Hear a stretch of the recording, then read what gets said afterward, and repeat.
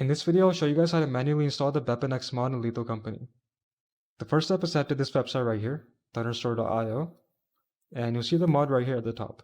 It's called BepInExPack.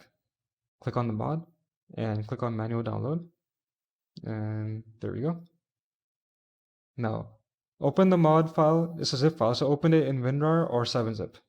Open it just like this, and after that, open Steam, go to your library, and let me find Lethal Company. There it is. Right click on Lethal Company, manage, and browse local files. Now go back to the zip file you opened. Open the BepInExPack mod inside, or the folder rather inside, and copy all of this, Control-C and Control-V, and replace the files.